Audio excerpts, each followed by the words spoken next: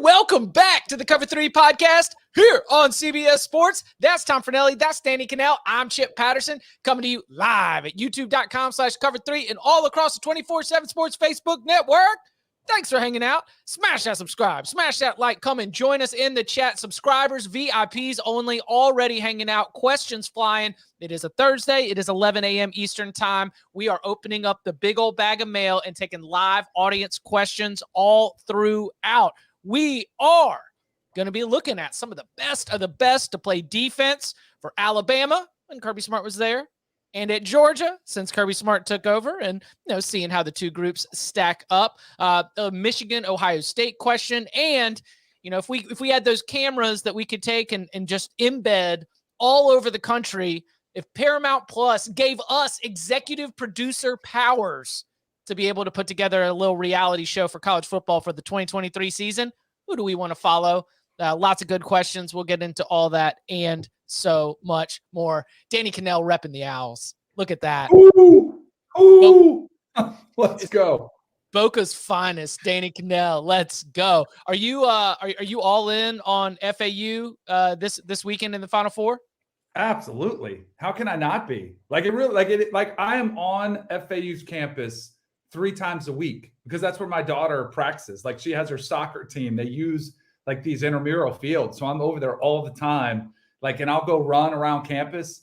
The last few years, I don't know if you guys have noticed, I kind of have been the voice of FAU football for CBS Sports Network on some of those awful games on there. But that was my game a lot of the time. So I'm very familiar with a lot of the football staff, not so much the basketball. But yeah, man, how can you not love a good Cinderella? So I'm fired up. Well, I got UConn 18-1, so I'm very much not rooting for FAU this weekend. I like your ticket. Yeah. I love your ticket. That's a great ticket. That was a pre-tournament selection from Tom Fornelli. UConn, one of the 9 teams at 20-1 or better. A reminder that's sort of been the sweet spot for picking your national champion over the years. Also, not to brag, I also got San Diego State plus 525 to win the South region, but that wasn't until the Sweet 16. That was heading into the Sweet 16. Yep. Because I figured if they got past Alabama, they were looking pretty good to me, and that's exactly what happened. So it's been a good tournament for me. Listen, everybody's out here. Yeah, everybody's out here just talking about there's no blue bloods. Look, Tom Fornelli's out here cashing a plus 525 San Diego State to win the East. There are opportunities for you to be out there and celebrate with the best of them. Before we get into some of these questions, we have this Saturday, while the Final Four is going to be going on, and a reminder that you can watch those games on CBS, America's Most Watched Network, the network of stars. Shout out to the Eye on College Basketball podcast. You have a spring game, and not just any spring game, but a spring game of a team that has won the Big Ten each of the last 2 years, that has been in the college football playoff each of the last 2 years. Jim Harbaugh has somehow gotten all of Michigan spring practice and slid it under the radar. Now, did Jim Harbaugh want to have all of Michigan football spring practice slide under the radar? That is left to be debated, but it's spring game, big air quotes here, because I think it's going to be more like a controlled practice, is going to be on Saturday. You can watch it on the Big Ten Network. And so just as a little bit of a primer looking ahead with the Wolverines, trying to get in and out of spring practice before we even start doing spring game type previews. Well, what do you think you're looking for when the Wolverines are on the field on television this Saturday? It's just not as interesting of a spring practice this year because last year there was the whole competition with Cade McNamara and J.J. McCarthy that you had to focus on coming off your first playoff berth, your first Big Ten title. And then this year, we know it's J.J. McCarthy because Cade McNamara will be the starting quarterback at Iowa. So when you're looking for the spring, I had to write the biggest question facing Big Ten teams this spring for each program. And I also had to do a little story on the Michigan spring game. It's hard to find really interesting storylines for Michigan this spring because it's, like I said, the QB situation settled. The biggest questions are you've got 7 transfers, I think is what came in. A few of them are on the offensive line. You're going to see, I think at least 2 of them are going to end up on the starting offensive line. You brought in Josiah Stewart because the one thing last year, as good as that Michigan defense was, the pass rush was kind of compared to what you would expect, or definitely what it had been the year before with Aiden Hutchinson and Ajabo. So Josiah Stewart comes in from Coastal Carolina. Can he take that step forward? How do they replace guys like Mazzie Smith in the middle of that defensive line? And in the secondary, they've got to replace a couple corners. So it's not like a sexy spring where there's like the quarterback battles, but there are some interesting spots. But they have recruited so well in the last few years that I'm really not lacking confidence in their ability to replace them. I'm with you. I mean, clearly the sexier camps, spring games are going to be the ones where there's a quarterback battle on the line. I'd just be curious, like, do they let JJ McCarthy open it up a little more? And I know that's very anti Jim Harbaugh, in this resurgence when he kind of, because he brought in Gaddis and was like, ooh, are they going to get a little more, multiple divert? Are they going to start stretching the field? And then, it's not working out. So Jim Harbaugh takes right back over it and starts cramming the ball down your throat and running play action. But I do think, like, we've seen teams get close, but even Georgia, they were with Stetson Bennett, they started to open it up. Like, you gotta take advantage of the aerial attack at some point. So I think that'd be something to watch for. Like, are they a little bit more aggressive downfield with the passing game? Do they open it up a little bit with McCarthy? So I'd say that's something to look for. I doubt they do. And that's the other thing with spring games. Like, it is so much determining the roster depth charts. But they don't want to show you a lot of new stuff, especially the game that's going to be on the Big Ten Network. Like, they're going to play it pretty close to the vest. So I doubt you see a ton of, unique play calling from Michigan. Yeah, and the other thing last year too was like, Josh Gaddis won the Broyles, left to go take the OC job at Miami. So you had Sharon Moore coming in to run the offense last year. It was his first spring practice. You had Mike McDonald going back to the Ravens. So Jesse Minter comes in as the defensive coordinator. It's his first year as the defensive coordinator. What's that going to look like? Well, both of them are back this year. So there's no changes really on the coaching staff to follow. You know who the quarterback is. It's just tiny little roster spots, but it's, they're going to be good. And will they win the conference for the third straight year? That's really what it all comes down to. Like, the Ohio State spring game to me will be far more interesting than Michigan, because I feel like I know what I'm getting from Michigan. At least Ohio State has the sexiness of the new quarterback. The Jim Harbaugh era at Michigan has been, in my opinion, an undeniable success already. Yes. For many reasons, but particularly that they have such a high floor. And we don't think that that's weird. That we're like, oh yeah, Michigan, top 5 team next year. Going to be competing for the Big Ten. No big storylines. Bring everybody back. They're going to be really good. And there's no debate about that. And so the fact that Michigan has leveled up from the, chasing the ghosts of the past and chasing Ohio State to going into a spring practice, a spring game, and a season where we are just saying like, oh yeah, top 5 Michigan. And it's not a crazy thing to say. You're not just trying to get out there and get all the Michigan men all excited about, what you're saying about their football team. We're not chasing clicks here. Michigan's going to be really, really, really good. And it's almost boring because we know all of the pieces are there. They just got to go take care of business. Mm-hmm. And what's crazy? Even with that new floor that they've set and they're going to be top 5, Ohio State will be top 4, and that'll bother them. Right? I mean, it should. And that's a perfect situation for Jim Harbaugh, because I think he loves that. And I think he can motivate his players with it, and he can dangle that carrot out there all off season. Everyone's picking Ohio State again, and you guys got to prove it to them. So I think it's a great situation for them to be in. Did you guys see, while we're talking about Ohio State and Michigan right now, did you see that excerpt I tweeted today from the Wall Street Journal article? No. All right. The Wall Street Journal wrote a story on, because, Northwestern's trying to build like a new stadium. And it was just focused on like the battle between the school and the town to build this new stadium. But anyways, they talked to the guy who owns Mustard's Last Stand, which is like the hot dog joint outside of Ryan Field. And it's right outside the parking lot. It's a very good hot dog joint. But anyways, this is this is an excerpt because it was talking about the impact on the neighborhood of having a larger stadium and more fans. Mr. Starkman, who owns Mustard's Last Stand, who is 56, said complaints about fans urinating on lawns and bushes after games are exaggerated and happen only when Northwestern hosts Ohio State. Wisconsin fans party very hard but are, quote, nice and respectful, he said. Michigan State fans are, quote, brilliant, lots of doctors and judges. Michigan supporters are, quote, ruffians but genuinely well behaved.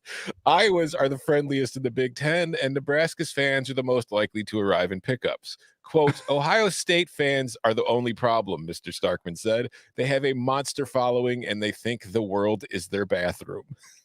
That is outstanding. The only pushback I would have on that assessment, did he mix up Michigan and Michigan State? No. You know what it is? There's a very large contingent of Michigan State alumni in the Chicago area, and the ones that move to the city are typically moving to take those kind of jobs. I would say most of the Michigan supporters he runs into are not Michigan alum. They're just Michigan fans who live in the area and go see the team play. I love that. Right.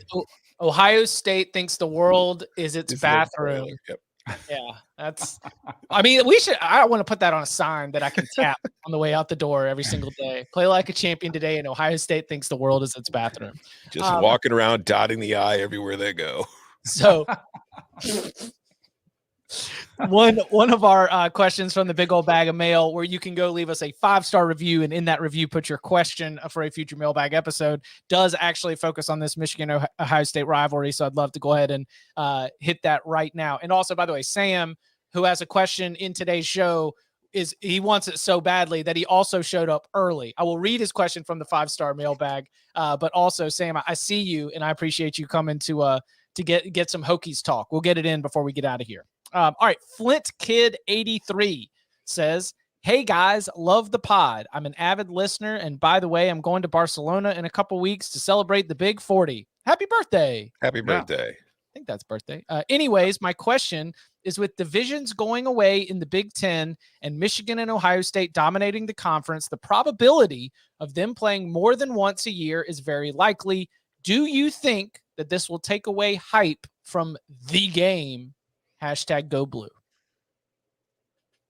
Yeah, probably. I mean, if you play in the regular season and then you're playing the next week in the Big Ten championship, like how many? I think it'll probably depend. It depends on if they change the schedule. As long as it's last week of the regular season is Ohio State, Michigan, and the Big Ten championship is 7 days later. By the time we get through the second or third time that it's happened, it's going to feel a little bit weird, and we're not going to go into the first meeting, the regular season meeting, feeling the same urgency that we do right now, because the urgency that we have right now is the urgency where, like, Michigan twice before it won the Big Ten showed up in that game under Jim Harbaugh, where a win puts them in the Big Ten championship game, and lost. And so there was like urgency and finality to it. So if hype requires urgency and drama, and that is lost in the divisionless era, then yes, I do think it will take away some of the hype. I also think the context will matter each season too. Like if both of them are entering the game and it's the final week of the season and they're both undefeated, and no matter what happens in the game, they're both going to be playing in the Big Ten championship, that of course, then that would take away some of the, buzz around it. Although it will be the only time it's played on campus, because the other game will be in Indianapolis. So at least you'd still have that kind of buzz, it being whether it's in Ann Arbor or Columbus. But yeah, it'll take away some of the glory of it. Yeah, and my initial hunch, my knee-jerk reaction was, oh, it's the game, it's the rival. But you guys bring up some excellent points, and then I was thinking about it. Like the SEC championship has always been, over the last 20 years, one of the biggest games out there. And the one where Alabama played Georgia, and then they played again in Indy for the national championship. When Bama beat them, it's like, Georgia fans weren't devastated. Like, in order for it to be a rivalry and a game that lives up to the hype, you got to be devastated if you lose. So if there's a fallback of, we'll still get to play them in another week, that to me will take away from it. So yeah. You know what else, Will? College football playoff expansion. When Ohio State and Michigan are both locks for the playoff, and they play in the last game of the season, and then they play in the Big Ten on that one. So that one I think will still matter, because I'm assuming in that scenario, one of them probably has a top 4 seed on the line, which would be a bye. Home field potentially is on the line, so you could knock them out of playing in their backyard. So I think that might be, I'm not as worried about that one, because I do think the protections in there for the 12-team playoff are pretty significant, where there still be plenty of, reasons to want to win that game. Devastating loss? No, but it could be significant. Also, we are going to see a birth of a new fan. When the playoff expands, there are going to be different fans. There's going to be the fans who watch all season long. And then there are going to be those college football fans who only watch the playoffs every year. Like they don't really, Like they follow a basketball. couple games. Yeah, they follow a couple games in the regular season. And then once the college football playoff comes around, so for them, an Ohio State Michigan game in the playoff will still be huge. But for those who are following all year long, it kind of takes, I mean, it'll still be big. It's a playoff game, but the regular season game will kind of lose its glamour a bit. Divisions are not happening this season, right? They're going to 24. The divisions are in the Big Ten this year. So they're one more year division, and then they're going no division, right? Yeah. So ACC, I'm trying to keep track of this. So Pac-12 went last year. ACC's gone. Anybody else? So it's just ACC, Pac-12, and Big 12. The only conferences with divisions this year are the Big Ten, the SEC, the Sun Belt, and the MAC. Everybody else is divisionless. Nice. RIP to the Mountain West. Mm-hmm. And the Mountain West Mountain. The Mountain West Mountain was my favorite. The Mountain West Mountain and the Mountain West, which has had me rewriting sentences just because it didn't look right for a long Getting those time. red squiggly lines in all your documents. It's like, this is an error. No, it's not. It's really not. Coming up on the other side, Kirby Smart is one of the great defensive coaches of the modern era. Woo, boy, he's had some talent that he has coached. So we're going to look at the Alabama era from Kirby Smart's tenure and the Georgia era from Kirby Smart's tenure. Who you got next? To the ones who said we couldn't, that our dreams were too big. We have to think big, really change things. We carry fire in our hearts. So don't doubt us. And don't stand in our way. We are your leaders, your allies, your sisters. All voices belong. And we are phenomenal. Anything is possible. Women who move mountains. Explore the collection on Paramount Plus. Back here on the Cover 3 podcast. This next question comes from Justino. Justino says, "Hey guys, I love the show. I've been listening since the Barton days. I appreciate Danny's insight now, whereas I just ignored him because I thought he was an SEC hater." Yeah, you bringing people in, letting people see. Yeah, letting people see the real DK. If you could assemble an all-star defense from Kirby's time at Alabama or Kirby's time at Georgia, which defense would you pick? All players would be in their prime as long as he was at either school while they were there. You can choose them. Kirby had some amazing players at Alabama. I think of Minka Fitzpatrick, Jonathan Allen, Reuben Foster. However, I would pick the Georgia defense because of guys like Trayvon Walker, Jalen Carter, Roquan Smith. Parentheses, full disclosure, I am a Georgia fan. Who would y'all pick? I went through these teams trying to figure out the best starting lineups for each one. He named a couple guys on there, but from Kirby's time at Alabama, these are some other guys that I had on there. Defensive line, Terrence Cody, Marcel Darius, D. Milliner. Linebackers, Rolando McClain, Courtney Upshaw, Dante Hightower, C.J. Mosley. The other defensive backs, he mentioned Minka, but Mark Barron, Drake Kirkpatrick, Javier Arenas, HaHa Clinton Dix, and Landon Collins. Pretty good players. Here are Georgia's, what I've considered some of their best under Kirby at Georgia. Defensive line. Let me know if this line sounds familiar to you. Devontae Wyatt, Jalen Carter, Jordan Davis, Trevon Walker. Jeez, I think I've seen them recently, even playing together. They were all on the same damn line.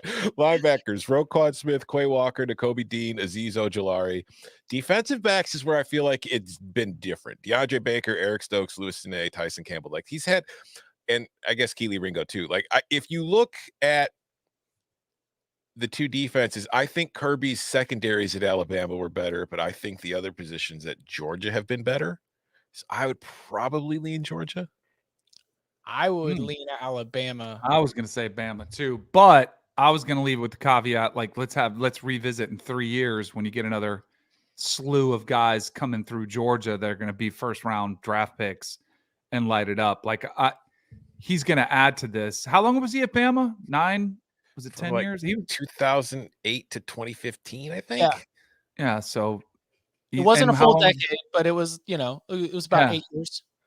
And give him a decade at Georgia. I think you'd take the Georgia side then. But I think as of now, I think it's Bama. As of right now, I say Alabama. And Alabama, in addition to the amount of time, has gone through multiple shifts in terms of what Alabama's defense does well. We don't have an Alabama defensive line that is Daron Payne, Jonathan Allen. Like, you don't have that sort of same rotation. They're not built the same way. The linebackers have definitely changed over time in terms of what Alabama's looking for. And so if you take the very, very best of all these different versions of Alabama, then I think, and by the way, Jonathan Allen, Daron Payne are at the very end of Kirby Smart. I don't know if they're like right on the cut line. I wasn't sure exactly how to classify them, but I lean Alabama in this one. I think it's a little bit more complete, but some of that's just from the body of work as well.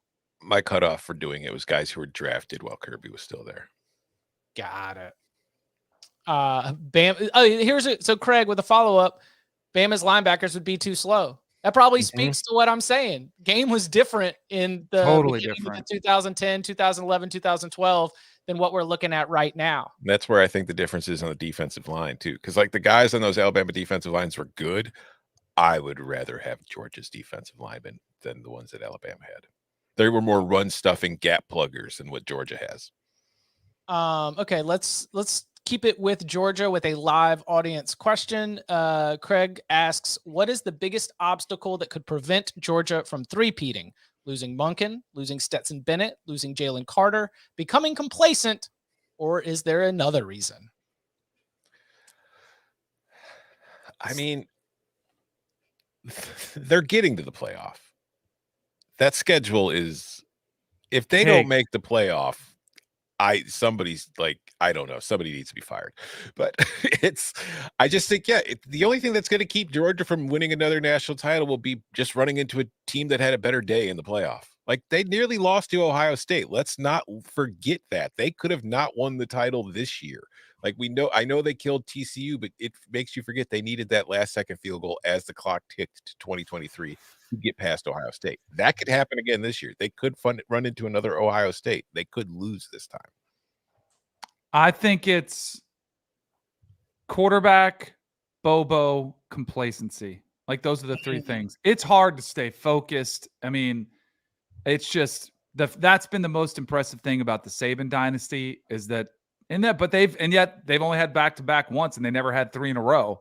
And it's like so impressive. Can Kirby keep that focus where there's a game on there and you don't see it happening and they're a 17 to 20 point favorite and they just lay a complete egg, kind of like they did, was it Jake Fromm's senior year versus South Carolina when he had 3 picks and it was just like, what just happened? Like it was ugly game. Nobody wanted to win that game. Right. One of those games, which I do think there's a possibility that could happen because exactly what we're talking about. Like, your guys decide to go to a party that week. They take, like, it's just, they're college kids. They just do something stupid and they're not dialed in and you're used to being able to flip the switch and it doesn't come on. All right, let's I also think the offense is going to be interesting too. Like, what is it with Bobo? And I keep, because we've had so much dialogue here about Stetson Bennett. Is he good? How many guys would start? Like, there's a good chance we could be like, and Georgia fans could be like, man, remember the good old days with Stetson Bennett? At least you knew what you were going to get. Like, we don't know. Like, and they might be better, but there's also a chance that there could be some, a first-year starter learning curve where they have a 3 interception game and it costs them. Let's play a game called Find the Sleepy Loss. Which one of these games is Georgia going to be just sleepwalking through and get caught? The season opener at home against UT Martin. Anybody? No. Anybody want to take that? Okay. The next week versus Ball State. Anybody? No. Anybody want to pick Ball State? Okay. The SEC opener at home a week later against South Carolina. Home opener, conference opener. Sorry, not falling asleep for that one. First SEC game. Did you see what Carson Beck did to South Carolina last year? They should have run the ball, and Kirby was like, nah, I'm running it up on Shane. Yeah. The week after is at home against UAB a week before the first road game of the year against Auburn. Trent Dilfer, the signature Trent win. Dilfer. Signature win. There it is. No, Not going to happen. But then they're on the road at Auburn. Rivalry game. No, but this is where I got to jump in and say that gets their attention. Yeah. Right. Like you're going to want to circle that because of the opponent, the new head coach, and the road environment. But I think that for this Georgia team, being able to go into a place that's going to be rocking actually is going to get their juices flowing after the blowouts. I feel strongly that Georgia has a great performance in that spot. Okay, well, then a week later, they're back at home playing Kentucky. That would be the one you overlook if there's one. But the massive question is, can Kentucky, pull that baby off? They might be better at quarterback. Oh no. A week later. Oh, go ahead. Oh, they're definitely better at offensive coordinator. Yeah. I hope they're better at offensive line. A week later, they're on the road against the Vanderbilt Commodores. Dude, I'm going to no. That would be amazing. That would be amazing. It would be amazing. We need to do a show on the road, but we need to do a pregame show from Nashville for that one. Anybody else on board? Yeah, 100%. Let's go. Barton will give us a tour. Then they got a bye, and then they're back at home not back at home, but they'll be in Jacksonville for the Florida game. There's no way they're overlooking the Florida game. Correct. There it is. Yeah, maybe the Mizzou between Florida and Ole Miss, a home game, 3 home games in a row, the one sandwiched in between. But I mean, that's the thing. I look at this schedule, the games that they sleep through, they'll wake up. Missouri almost got them last year. There is the seed has been planted within that program. But they wake up. They were trailing in the fourth quarter, right? Mm-hmm. Mm-hmm. Yeah, I mean, there's a game in there where they sleepwalk and something happens. Free quarterback throws a pick 6 when you think you're coming back. Just kids. Yeah, so it's Mizzou, Ole Miss, and then at Tennessee and at Georgia Tech. You're not falling asleep for a road trip to Tennessee. I mean, their win total 100% is going to be 11.5, right? It's got to be. Yeah. Missouri, Ole Miss, Tennessee, somewhere in there. And the wouldn't it be hilarious loss of the season is Georgia Tech. Is Brent Key getting that thing done in the last game of the season. But they're already undefeated in SEC play. That's what I'm saying. They've probably got the playoff spot wrapped up. They're already in the SEC title game. It's they'll be whatever. All right, and thank you all our starters. Thank you to Craig for that one. Let's do this question from Matt. Matt says, for Florida State to make the playoff, undefeated is best, obviously. Can Florida State make the playoff with a loss? If so, is there more than one scenario where Florida State can make the playoff with a loss? I mean, it depends who the loss is too, right? This is what the way that I was gaming it out, because Florida State has, once again, a game against LSU. Mm-hmm. And LSU is going to enter the 2023 season even more highly regarded than it was heading into 2022. There is a massive game, arguably the game of the year. It's in week 4 playing at Clemson. There is a scenario where Florida State takes that old, we've got a loss, but we've got a great non-conference win. We didn't get to play for our conference championship, but we've only got that one loss. The path of a one-loss Florida State is to have one loss in conference play. It's to Clemson. You lose no divisions. Right. I think they can lose to LSU. I think they could lose to Clemson, and I think they could lose to Miami, rivalry game, Florida, on the road. As long as those are the only losses, if they have 2 wins over Clemson, or it's kind of got to be Clemson as a good Clemson, but if they beat LSU, they'll have enough wins and they could win an ACC title with 1 loss. I think there's multiple games that they could lose and that be their only loss, and they'd still be in the playoff. Now they might it gets dicey. You could have another, it could be one of those debates you're having, is it a 1-loss SEC, division winner, one of those, which could get dicey. But I do think if Florida State is a 1-loss ACC champ, they're in. Because I do think also they're going to start top 10. So that helps in the whole conversation. Mm-hmm. If they lost to LSU, they'd set back. But again, if they run the table, there'd be plenty of time to get back in the top 5, 6. I think there's multiple games they could lose and still be in the playoff. Yeah, I'm with you. If you win the ACC and you only have 1 loss, you're very highly likely to be in the playoff, because like if that loss is to LSU and then you run through the ACC, you're in. If you lose to Clemson, but you beat LSU and you beat Florida, and then maybe you get revenge against Clemson in the ACC title game, you're in. I feel like as long as the loss isn't a truly embarrassing loss, like if you don't lose to Boston College by 30 or to North Alabama at the end of the season, if Florida State is a one-loss ACC champion, barring some other crazy stuff going on elsewhere, I think has a very good shot at being in the playoff. I had to catch myself because even as we have said in this podcast and on Wednesday's show, no divisions in the ACC. No divisions. Got to rewire the way that I think about this. All right, this next question comes from Sam. Again, shout out to you, Sam. You both submitted a question to the big old bag of mail with a 5-star review, and you jumped in early. So dadgummit, that kind of dedication will be rewarded. Sam says he's an everyday listener. I'm a truck driver, and I listen to this podcast daily, and it really helps the time go by faster. Born and raised in Michigan, so naturally I'm a diehard Michigan fan, but my other team is Virginia Tech. After watching all the success Virginia Tech had from 2000 to 2012 under Frank Beamer, and then watching Justin Fuente run them and the program off a cliff, I'm wondering what it'll take to return to an annual 10-win program again. Watching Michigan dominate makes my heart hurt when I have to go watch my Hokies get destroyed in the next time slot. Love the show. Go Blue. Ryan Day was born on third base. Tuck is coming for 4-8. Wow. Just going after a bunch of people. I don't know. Do you guys think that's possible, like for them in the future again? Yes. Perennial 10-win team? I thought about 10-win team not as like you are winning the ACC every single year, but that you are flirting, like you probably pop in and out of the AP top 25. You know, you win your bowl game, you finish 10-3. I absolutely believe that Virginia Tech is going to get there. And the question says how. So you got to start in the immediate future. Here's what needs to be improved. Almost everything.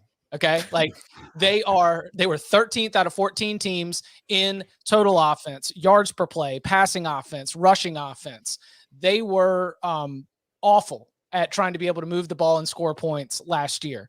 They have brought in a ton of transfers, and Brent Pry has said that he believes that the wide receiver room in particular is probably the most improved area of this roster. But this roster is not going to get back to 10 wins. The thing that Brent Pry points to is that he feels really good about a lot of the cleanup work that he thought he had to do, like for better, like lack of a better term, around the office, the infrastructure, the organization, like the way that the football program ran needed to be fixed. And he likes a lot of the foundation that they were able to lay. Now, when you're 3-8 in year one, I bet you are pointing to foundation and things that we can't put a win-loss record on as things that are going well. But this is so cheesy, but I think that Blacksburg and Lane Stadium still is like one of the truly special places to play football. And when it comes to recruiting, that can turn around, because when that thing gets humming, when that building gets rocking, it's something that you want to play in those kinds of environments. And so because I know there's so much fan support, and because I know that there is at least the history of being a 9-10 win program on the regular, I definitely think Virginia Tech can get back there. It's just going to take some time. I hope so. I mean, I was looking back. Because I was looking at the Beamer years, and I was like, how many years did they have this much success in the ACC? And it's a lot. Like they had a lot of championships. They were a perennial 10 or 11 win team, and they had the empty national championship trophy case. Like, hey, we're not going to be happy until we fill this. But my goodness, it's fallen off a cliff. Here's my concerns, because I totally agree with you. I think it's one of the best. Like when you compare ACC and we want to say, oh, the SEC stadium, who can compare that vibe? Virginia Tech's in that conversation, right? That they have a game day atmosphere that is competitive with SEC teams. I'm not saying it's Tiger Stadium at LSU or Auburn or any of that, but it would fit, that fan base would fit well in the SEC. Here's the problem, Chip, that I see. And you mentioned like recruits still love that and value that. They got to see it, because like the last time I recall seeing that was post-COVID against North Carolina to kick off the season, nationally televised game. It was insane. I remember that was like the first game back. Mm-hmm. Sea of people bouncing up, and you're like, this is awesome. I'm trying to remember the last time I saw a game like a Virginia Tech game, like on a big stage where the entire country's watching. Like they're a lot on the ACC network, or they're buried on a E2 or maybe a Thursday night game is their chance. But like you got to start getting, it's almost like you have to start winning to get the national stage, and then the recruits start paying attention. But like you got to get the recruits in first to start winning. Like I just think it's going to be challenging. And I think this is one of those areas that concerns me with the ACC's, the disparity between the SEC and Big Ten. This is the type of school that I think gets crushed by the lack of resources that, Mississippi State, Ole Miss, Kentucky, those schools that aren't the blue bloods in football have been able to really, kind of vault themselves into top 25 teams every year because of the resources and recruiting budgets and facilities. That's like one of those programs that concerns me with the ACC in the future. Like the fact, can they stay competitive against the national programs in the Big Ten and SEC? And it concerns me. I think that's something they're struggling with. Yeah, that the atmosphere on that Friday night game in 2021 to open the season against North Carolina. I mean, I wrote about it at the time. Legit brought, like, my eyes were rolling with tears just to have that after going through the 2020 season of just playing in empty stadiums and just how much it sucked. But yeah, it is a very passionate fan base. It is a wonderful place to see a game. But like you were just mentioning, while it's a very passionate fan base, it is not a huge fan base. And you look at the landscape of what it is right now, so much, like, a great coach is one thing, but you have to have the money to compete at that kind of level these days. And I don't know if the ACC keeps slipping, just with the overall size of the fan base and the ACC's TV deal, it's going to be hard. Like, they can still compete in the ACC. I think it's just, I don't know. So like they can win 9 games. Yeah. Okay. But can they really get to being the kind of playoff contender? I don't know. And I think that's kind of what they want. Maybe. I mean, in the expanded era, certainly. But the pride that Virginia Tech has from those championships wasn't being a national championship contender. And they have a lot of pride. I mean, unfortunately, in like season, they have a lot of pride in seasons that ended with ACC championships, but also losing in the BCS. The ACC went 2-13 over a 15-game span in BCS bowl games, and a lot of those losses were Virginia Tech. Like the idea that the ACC does not produce national champions and the like sort of reputation that developed was when Georgia Tech, Virginia Tech, your Boston College, your Miami, your Wake Forest, like those were the teams that were winning the league at the time. And so I think that Virginia Tech would be happy being a top 20 annually, top 25, top 20 kind of program, even if that didn't mean that as long as that meant you were winning 9 or 10 games. Let's spin this a little further, though, because, there's been saber rattling from the ACC, Florida State, Clemson, Miami, about, instead of everybody sharing the pie equally, about certain schools getting a larger cut of the pie because they spend more on football and they feel they deserve more. If that's what happens, what if we get like a situation where that share of the revenue is determined kind of like how you do with like the NCAA tournament, where the conference gets a certain number of, what do they call them? Like units. Yeah. Based on how many teams you get in and how many games you play. What if the quote unquote units the ACC decides to split between its schools are dependent upon, did you get to the playoff? Did you win the conference? Did you go to a bowl game? Like, is Virginia Tech in a spot right now where you feel like they can get to a position where they can compete with Clemson, Florida State, Miami for those units right away? Or will they just kind of fall further behind those schools that are ahead of them right now and could be getting more money than they are very soon? Will be interesting to see. I did argue when when the first idea of unequal revenue sharing was brought out.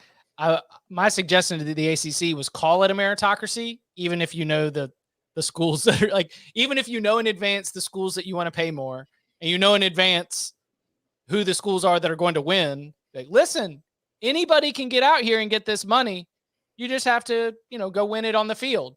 And that you would just end up eventually paying so much. You'd end up paying more money to the teams that are demanding it. Nathan in the chat In my opinion, Virginia Tech is a perfect example of how we tend to attribute too much success to a program rather than the individual coach. Is that saying that like Virginia Tech, Beamer is Virginia Tech, so therefore, yeah, maybe he could. I mean, it's not like the program had a ton of history before Beamer, and it's struggled since. Well, Danny, you're good to speak on this because Florida State was not Florida State before Coach Bowden, so it can be done. And like, was Penn State before Paterno? Not. I mean, Penn State. Yeah, Penn State became what it is now because of Paterno. Yes, it's tough. It's tough to be able to. I think the Florida State advantage, and I saw some people putting in the chat about the DMV area, which is a nice area of talent, but it's not like Florida. Like Florida and Texas, like I think that's the advantage that once Bobby Bowden, and he was there a long time, so was Beamer, but you build up that brand and you're able to parlay the brand in your own state where all of a sudden you're competitive with Florida and Miami and you're pulling in some of the top tier talent of the country. You know, I think that's a bigger struggle. That's why I think it's concerning for Virginia Tech is, you know, where is most of the talent coming from? And again, the DMV area is good, but it's not anywhere close to Florida and just the population density either. Like there's some good players, but there is a ton of players. So even if you get a 4-star, you know, there's more 4-stars available in Florida to choose from than there are in the DMV area. Good point. And for the record, I'll stand for the Tidewater. It's my favorite little nook of the DMV. Build them different in the 757. Just get that dog in you coming out of there. All right. Let's coming up on the other side. If we were executive producers of a Paramount Plus show that was going to embed with college football programs for the 2023 season, who would we pick? That and more next. Get breaking news. Big news coming out of the NFL today. Highlights and instant reactions. The largest final round comeback in 4 championship history. We're down to the final 4. I just want to take time to analyze greatness. Talk winners and losers with a guy who's already a big winner. CBS Sports HQ. It's all sports all day long. Just a reminder that we are a finalist in the American football category for the Sports Podcast Awards. So there is a link in the episode description right now where you're listening to this podcast or where you're watching here on YouTube for you to be able to go and vote for the Cover 3 podcast. There's also a QR code on the screen if you're watching on YouTube. Scan that QR code, go and log in and vote for the Cover 3 podcast. The voting is open until April 6th. You all are the reason that we become a finalist, and now we want to bring that trophy home like Danny brought home the trophy in the 4-ball championship. Getting it done at the club, being able to really carry his squad right there. So again, scan the QR code, hit the link in the description. We are a finalist. We're up against NFL shows, fantasy shows, and we are sitting there representing the great sport of college football. So go ahead and give us a vote. We do appreciate it in advance. All right, here we go. Next question. I listen to just about every college football podcast on my 45-minute commute, and this is by far the best. Been listening since 2017. R.I.P. Barton. Mailbag. If Paramount Plus made a college football show like Netflix does for F1, which is called Drive to Survive, which 6 teams, one from each power conference and G5, would you want cameras on in 2023? He has his suggestions, but I don't want to I don't want to spoil the buildup or the delivery of anybody here that wants to jump in on this. So, I got some top candidates. By the way, I don't want to do it. Drive to Survive is a great show. I want it like Real Housewives. I want Luann Delasemps versus Bethany Frankel. I want silverware chucked against the wall. I want to see fights breaking out. I mean, can't buy a class, Danny. Well, in that case, I'm going to jump you in line because from the SEC, we're going to College Station. We're putting cameras in Texas A&M. Yes. Oh God, yeah. That was to me was the first one that jumped out because this could be combustible, but as we've said a bunch on here, it could be Texas A&M's on a heater and they get off to a 4 or 5-0 start, and they got Bama coming to town, and they got a chance to be beaten. They could be on the cusp of the playoffs again. Like there could be drama that way as well. I mean, if you read some of the stories too about what was happening with some of the freshmen that apparently they've cleaned out, but like they could have some issues there as well. I think they're resolved, but I think Texas A&M might be the leader in the clubhouse for me. Yes, 100%. So what about in the ACC? Where would you want to go? I think similar lines of thinking, although you need some, but like Jimbo's very protected. He's not going to give you a whole lot. I'd say Miami. Like Miami has a ton of storylines, and you've seen a ton of turnover on staff. You've got, a lot of expectations. You've got a brand, and Mario. So that's the thing. Mario is, I don't know if he'd show you much. This would have to be, you'd have to really get under the underbelly and like see that personal side, because I do think he's got a good personality that he doesn't like to show. He's like that old school mentality. Mm-hmm. But I think Miami, again, another team that it could they could figure it out. It could come together. Tyler Van Dyke's playing himself into the, national conversation again, or it could be coming off the rails. So like, I like that, because I think you could sell them all in that teaser, like that opening, like that tease for the entire season. You could sell them all like, ooh, look what could happen, and it might come to fruition or it might come off the rails. I don't know if you do the whole season, but good storylines in the ACC would be Jeff Brom coming home, Louisville trying to turn the program around, get it fixed. And then another one, I mean, it might wear you down. Again, this might just be an episode. Clemson. You're coming off, this is a program that has won national titles, who has kind of fallen off in recent years, has made some big changes on the staff. Garrett Riley's coming in. Klubnik is going to be taking over for DJU. Like, there's a lot of interesting storylines. I wouldn't want to do a whole season of Dabo clapping. So, did you guys watch the Netflix, the golf one?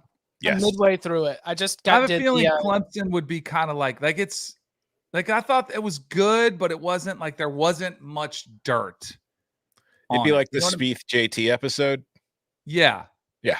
Yeah. How to feel good. I think that's what Dabo would be like. I think Clemson fans would eat it up. I think they'd love it. But I think from the outside looking in, it'd be just like, okay, after one episode, you'd be like, all right, what more we got? We need more Brooks Koepka episodes and more Joel Damon episodes. Yeah. Yeah, exactly. Wisconsin for the Big Ten. Yes. Yeah. New coach. Yeah, I like that. Wisconsin was definitely my pick for the Big Ten, and like good balance of personality between like Luke Fickell and Phil Longo. Veteran quarterback. They could be shaking things up. And I'll tell you, I haven't interviewed Fickell on the radio. Like, there's definitely coaches you can just talk to, and other coaches you ask questions and you get the cliche answers. Fickell's a dude he'll just be himself. Oh, and he listens to the question. That's like, to your point. Yeah, exactly. Exactly. He's authentic, and he'll just have a conversation. And I think that would be really compelling. I think people would like him because he'd be honest too. Yeah. Go ahead. The other Big Ten, I think, is in the same situation. Nebraska. Oh, Matt Rule. Especially because like that program, he'd give you the cliche city on the, like, if he was in front of a camera, like, we're working hard. We're going to look like, we're building champions. Like, I could see him giving a little bit of the pep talk every time he's on camera, as opposed to like, oh man, did you see, like, we got issues. Like, I don't know if he'd be quite that honest. But I think it would be everything around the program, though, because that football program is so important to so many people in that state. Oh, we'd find if we could bring faces and characters and voices to the most prominent Nebraska boosters. Mm-hmm. Like, yes. let me get a whole NIL, Nebraska's NIL operation. Let's go meet the business owners and power players around that community, and let's find out about them. I forgot about that aspect. That's a good storyline too. There's a couple of these we could go down. I'll take this from Andrew Gilmore in the chat, but what if they did Iowa, would Brian Ferentz get fired if they didn't hit a certain rating? Like, just a constant. Oh yeah, because you know how the on the full swing, it's like they show the leaderboard updates. We just show Iowa's average points per game going up and down as they're going through the season. And then we can have Amanda come on and explain a touchdown is worth 6 points, and then after the touchdown, the team has the chance to kick an extra point or go for 2 more. And by going for 2, the scoring average dropped. And if you don't have more points than the other team after 60 minutes, you could be cut or fired. All right. So what about Big 12's too easy, right? Oh, Arch yeah. Manning. Yeah, I mean, that's speaking of like the booster culture. If you get all those Texas cooks on screen and talking, yeah. Yeah, I'm trying to think if there's anybody else. Oklahoma could be compelling. You know, big, a lot of pressure on them, on Venables. That could be a good one. I also think like some of the two, like the smaller, not the smaller schools, but like the schools that are in the more remote areas could make some really interesting TV shows. Yeah, I was going to say, we've given a lot of the big brands. Like, do you go off brand and bring in, one I of the think smaller Texas Tech with McGuire could be a very interesting documentary. Yeah. Start to like really embed yourself with all of the best that West Texas has to offer. That could be pretty good. All right, what about Pac-12? I mean, it's very obvious. The easy one, I think, is USC, but it's so LA. That's gonna be. We got to come Colorado. up with a better one. Yeah. Oh wait, they already have one. Yeah. They already have a competitor. If we're Paramount, they already have one. We don't want theirs. They already have one. What if you went with they like? Would be the obvious. You could do Cal and Stanford, and you could make the storyline about what they're trying to do with the football program, but then all the people that they're actually fighting within their own school to actually get the football program off and running. All right, I think it would be fun. I think it'd be fun. Arizona, Jed Fish, pretty good personality. They're a pretty good story. I think they could be a team that kind of this Pac-12. I think there's several options where you might kind of like Joel Damon. I think he was kind of no one saw him being a star of the Netflix series. I think there could be some potential stars in the Big 12 that you didn't see coming, because there's not that much familiarity with some of the coaches. The Pac-12? Yeah. Yeah, Kenny Dillingham, Jaden Rashada. You could go to Arizona State and sort of see what the hometown boy trying to clean everything up looks like. By the way, Washington was 11-2 last year. They got Penix back. I think Kalen DeBoer would be, interesting at Seattle. You got a nice city backdrop. Can they, make inroads? Kyle Whittingham could become America's gruff dad. Yeah, people would love that. All right, and then G5. Shout out my guy, Tom Herman, FAU. Yeah. Let's go. Bump into the American. He's taking a scooter to practice while he lives in a one-bedroom apartment until his family gets to town. You got beaches, you got palm trees as a backdrop. Let's go. Coming off the basketball success, the Final Four, new facilities. I could do the guest interviewing. I could do the sit down. I could be the producer off camera. Hey, tell us what that. James Madison, bowl eligible, and eligible for the postseason. Really good debut.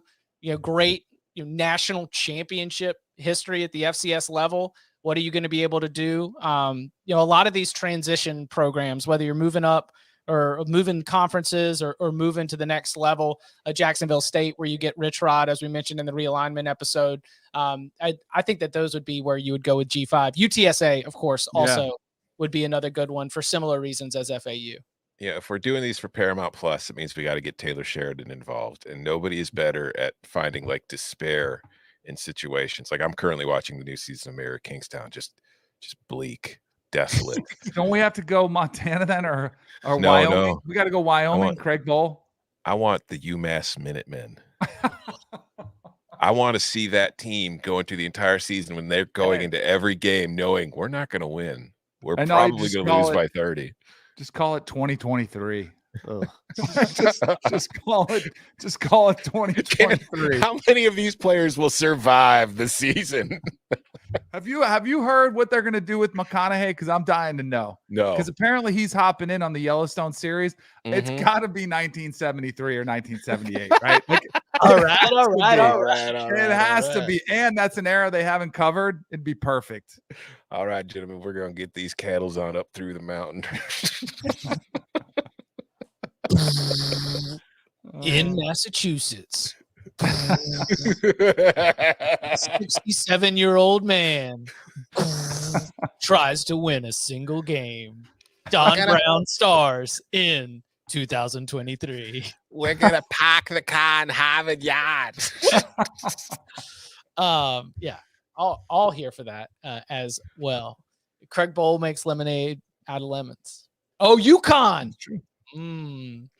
UConn is part of the CBS Sports Network family. Mm-hmm. Yeah.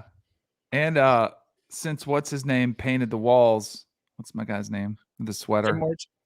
No, before him. Who was the assistant? Bob Diaco. Remember I told you that story? We sat down with him. He's like, we got a lot of work to do, but first we got to paint these walls.